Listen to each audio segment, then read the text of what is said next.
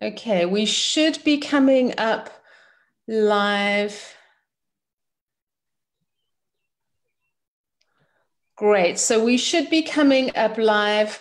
And if you are tuning in, I have to apologize for our technology gremlins. You know, sometimes you can have a smooth sailing, and sometimes technology just creeps in and says, hey, I want to show, I want to part at this party as well. And of course, there's nothing that we can do. Technology, when it works, is fabulous. And when it doesn't, you just have to work with it. We were talking to Samantha Lewis, and when we got so rudely interrupted, so I'm going to come straight back to you, Samantha. My apologies that we interrupted you midstream, and you were doing so well. It's okay. It's the joy of life. You know, you never know what is hiding around the corner. So you just got to pick up and go with it. Yeah, you just got to roll with it. You really do. So you were telling us about your talk that is going to be next week, Saturday afternoon at 3 p.m. So tell us what it is you're going to be talking about. So my topic is the very greatest adventure is you truly being you. And you asked me, what can people expect from that? And it's more about each person is so unique and so different. And when we have all of the barriers and all of the masks that we walk around with every single day, as we start letting those go, you can step out into your life and have more an adventure with life. So you no longer get stuck in the rights or wrongs of what you think you are. You don't no longer look at your life as a chore, and you don't have all the day-to-day structure that you have in everyday life. So we get to look at how you can have more an adventure with your life.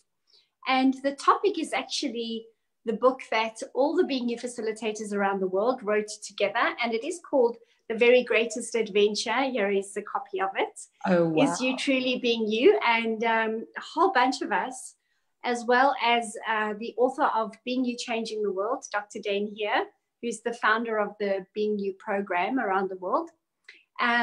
We all wrote this book together, and each story in the book there's a story on birth, there's a story on death, there's a story on living and life and relationships. There's a story for everything and everyone in this book. And it really shows us how we can live a life of an adventure when we're willing to just be us and not have any judgments of ourselves. There's something that Dr. Dane here always says, I am curious what is coming next, to be in a space of curiosity. And I've found that whenever I've had that attitude, I'm curious what is going to happen today. And with this book that you've got, I'm curious what great adventure is going to happen today. Life becomes exciting and it becomes fun, and it becomes less of a panic and a stress and anxiety. It becomes more of an unfolding into, I wonder what's going to happen today. It has a certain level of excitement. Yeah. Exactly. It is exciting. And as I said, when we started this conversation, I just finished facilitating a weekend adventure here in Mauritius, and the joy that people walk away with of, I don't actually have to be anybody else but myself, is such a gift to yourself more than anything else. It's a gift for me to see and to be part of that, and to see how people take this new adventure that they discover that's actually themselves, and how they then interact and include everything that they find out about themselves into everyday life and the magic that awaits for them. I think that is the perfect summing up, the magic that awaits for them. So if you want to be in a space to uncover and unlock the magic in you, I think you need to head on to Samantha's talk. Hilda, what do you think? Definitely, I definitely think so. Each time we have these conversations, Susan, I am just so grateful that the right people said yes at the right time. We have a phenomenal lineup, incredible women and incredible men giving talks at the Lokinwi Festival. So I'm thrilled. Thank you so much, Samantha. Thank you. I'm really excited, and I can't wait to give you each a real live hug. It's going to be wonderful to meet you. Now, I hope you get to have a bit of a holiday in Mauritius while you're there, or do you have to get on a plane and get straight back to work? 2 days. I have 2 days, and I had 2 days before. So, you know, this is the adventure of life and the choices that we can make when we choose for us. Absolutely. Samantha, thank you so much for your time, and thank you for bearing with us through our technology gremlins. You're a star. It's a great pleasure. Thank you so much. So, Hilda, you have another guest for us this morning. Who are we talking to next?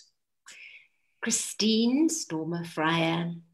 This woman, the very, very first spiritual festival I ever went to, Christine was already on board, and she was already an old hat at teaching people and shaking people up and making them aware. So she's one of those stalwarts of the industry. She's in my world. She's always been there. And when I created Namaste magazine all those centuries ago, Christine was there and said, I'm in, I will help you. And when we held festivals, Christine was just always there. So when I started this festival, I thought, we can't not have the guru mama of feet at this festival. So I'm very, very thrilled and honored to have Christine joining us at this talk festival. Thank you, Christine.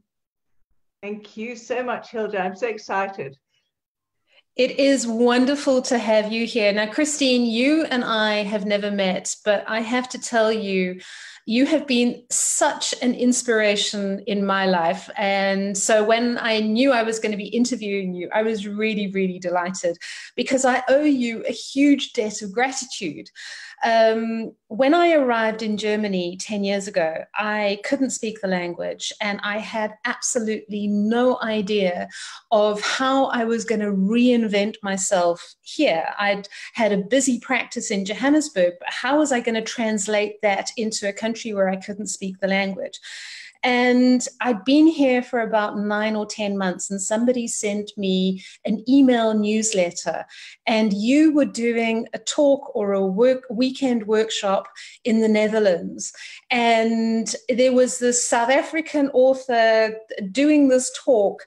And what went on in my head was, wow, if this girl can do it, and she has walked roads in Europe already, then this South African girl can do it too. So you really were such an inspiration for me at the very right time. So thank you. Oh gosh, thank you. I mean, how do I follow that one up?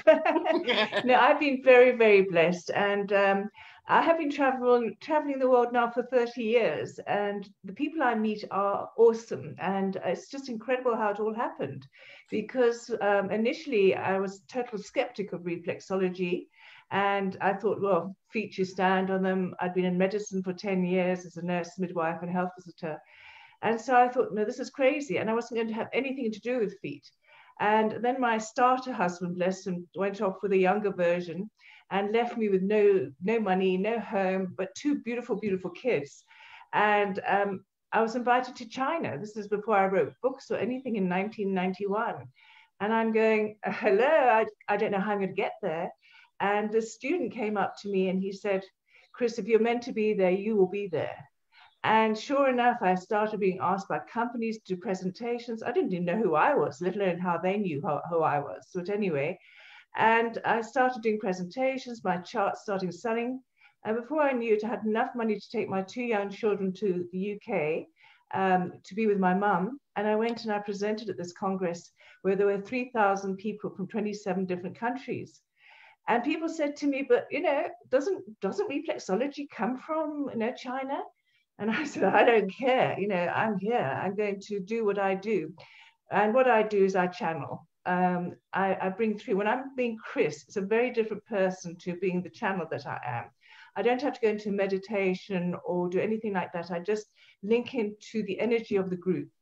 And so I started channeling through what I call the universal technique, which is a much gentler technique, because to me as a nurse, why do you bash somebody around when they're hurting already? And so that was how it all started. And I think, for me, the experience was, you have a translator who's in Chinese and they go, yang, yang, yang. And then thank goodness there's say something like nervous system or endocrine system. I go, oh, thank you, that's good, we're there. And so that was really my journey. And then there were from 37 countries, as I say, these people. And I got invited then to Los Angeles, to Israel, and so on. To this day, don't ask me where the money came from, but I didn't rob a bank, I promise you. And anyway, I went to these congresses, and then people said, we love what you're saying, and that please would you now do workshops. Now, use the word guru, and thank you for that word, Hilda, but I always see it as G-U-R-U, because I'm not a guru, I'm not a master. I'm simply blessed that the universe has entrusted me with the most incredible amount of universal information. And I have always challenged myself to stay a step ahead of what humanity is going through at any time, to prepare them. How are we going to get it in through the next stage of our life? And I always remember at one stage I was trying to prevent, I don't know if I should say this actually, but I was trying to prevent natural healing from becoming into the hands of government. Because to me, natural healing is something that evolves. You can't just put it into a box and say, this is how you do it, this is how reflexology should be done, etc. So I wasn't very popular, to say the least, worldwide, not just in South Africa. And I remember this one beautiful soul stood up and she said, the problem with you, Chris Stormer, is that you're 5 years ahead of us. And I thought, now, is this a compliment or is this a criticism? And the universe is very blessed in that it does give me a lot of information and that I love to share it. I'm passionate about it. You say you're 5 years ahead, or this lady said you're 5 years ahead, and you said you're a step ahead. Don't you think that is exquisitely appropriate, that here you are and your whole work is around feet? Isn't it appropriate? Isn't it just exquisite that you are a step ahead? You are a couple of steps down the road because your feet lead us to where it is we need to go. I find that there is an elegance, there is a universal elegance in there that is just very beautiful. Oh, bless you. So, sorry. No, I was going to say, so reflexology has, over the last couple of years, it's actually gone from being this thing that was just Chinese or just very Asian to being completely mainstream the world over. And it's used in all sorts of issues, isn't it?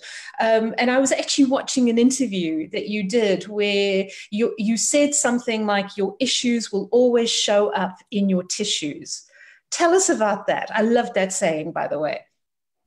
Yeah, it's actually beautiful how the English language speaks to us so powerfully. And this is where I found that my journey has taken me now. It's gone from reflexology, which was doing the massage of the feet. And then the next thing, I was listening at that time to Lazarus tapes. Some people are a bit too young for Lazarus, but I was listening to what he was saying about the chakras and how each chakra has an emotion, etc., attached to it. And my thought was, okay, our body's full of chakras, and those are showing up on the feet. So I then applied the emotional, spiritual aspect to the feet. And that's how the language of the feet came around. And interesting enough, at the time, I felt I had really lost it now. I thought, no, universe, nobody's actually going to understand me on this one. And they didn't for a while. And but anyway, I kept going. And then, of course, what started happening, because I was going into the emotional, spiritual side, was that now the body was talking. It was talking through the feet. And as you say, what I was picking up was, because a lot of our issues, I heard you saying earlier, it starts in the mind, and then that affects, we run those thoughts through the body. And then, of course, that gets all the little cells moving. And because our issues go back 7 generations or more, then that vibration of thought then releases the emotion. And so emotion is energy in motion, and energy being the thought. So that's why often a lot of people don't understand what their issue is because of it going back so far.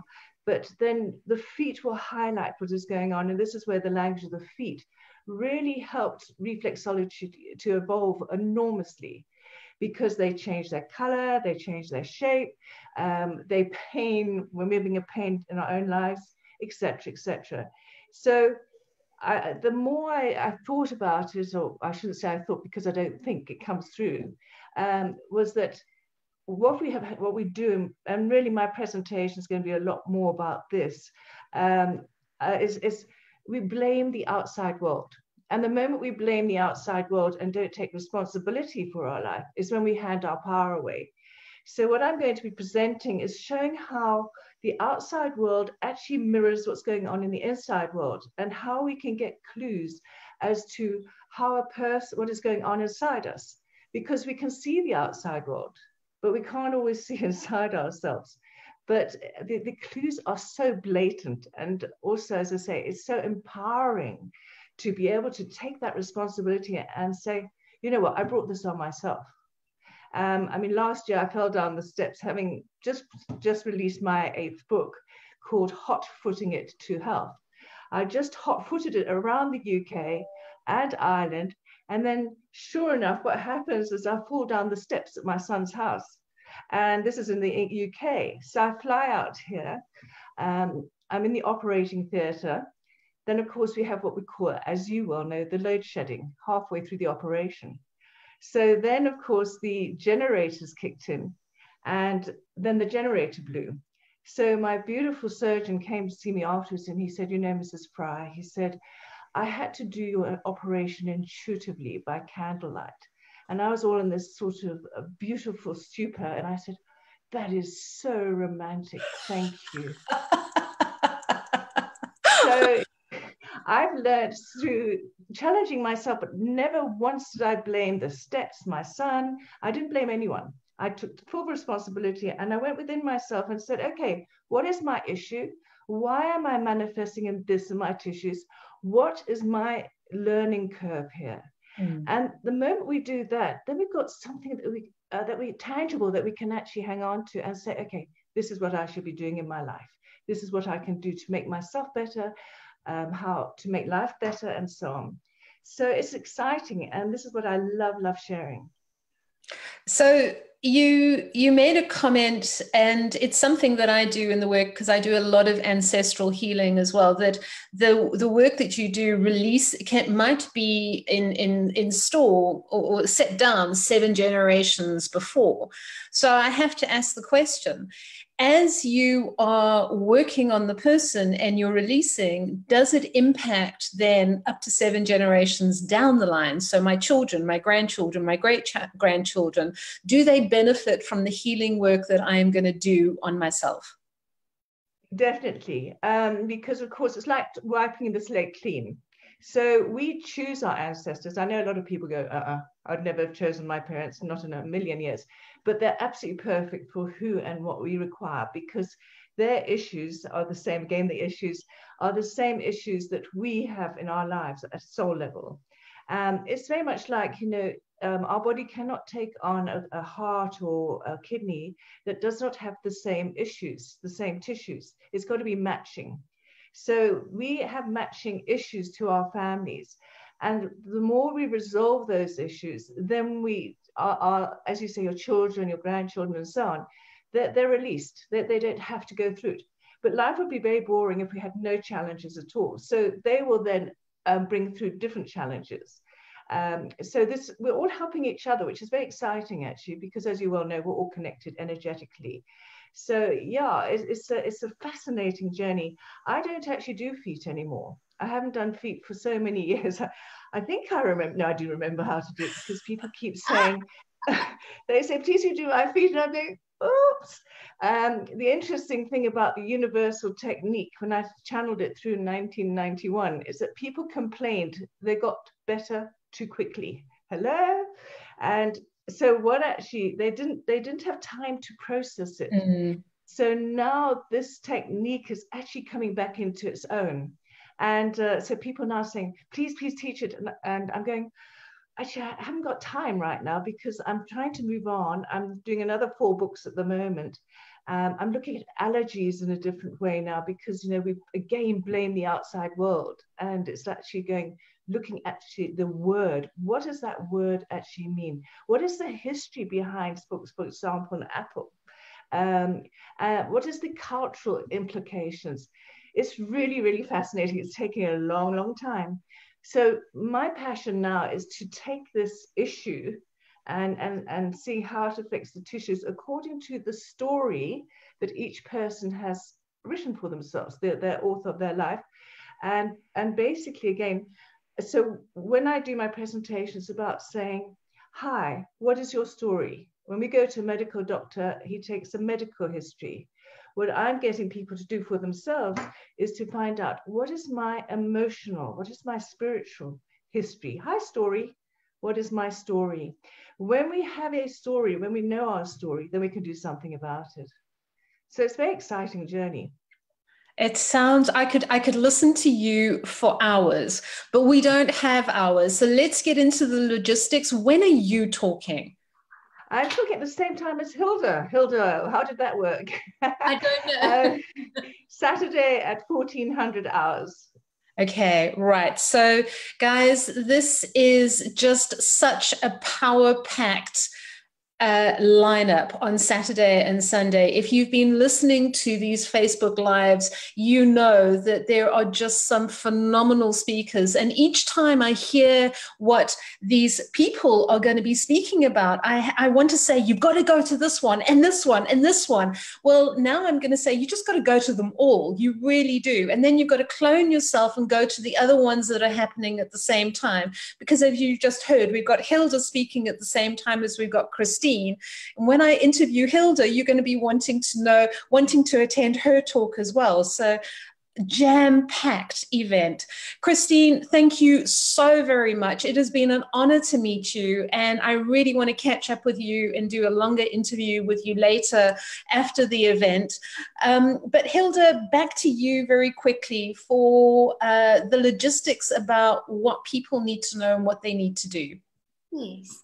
It's obviously confusing because we've got two auditoriums adjacent to each other and speakers are speaking at the same time. And I know people are going to go, oh my goodness, I really wanted to listen to that speaker and that speaker. The good news is that we're going to be recording.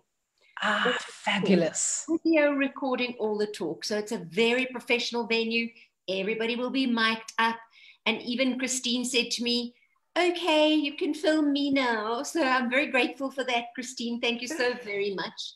Yeah, I was a bit unobtrusive in the back of the room. So we've still got tickets available for everyone. We anticipate a huge rush on the 2 days. And once again, I can only say with absolute gratitude, then when I phoned people and said, come, I'm going to be doing this, they all lovingly said, yes, we're in. So for that, Christine, thank you so much. I really, really do appreciate it. Oh, thank you so much. My only concern, Hilda, is that, you know, when you have cameras around, well, for me anyway, I become so aware of the camera that I stop channeling. But I've had a chat with upstairs and it's all good. Well, there you go. Well, just to make you a little bit more comfortable, Christine, you are in an auditorium, so it's shaped like that, with the seats coming all the way down, and the camera is going to be right at the very back. So you're going to be far away from the camera, and it's not a moving camera, it's a stationary camera. So you should be okay. I've also said to my technical director that he needs to be just aware that you're a little bit nervous and not move around too much. Thank you.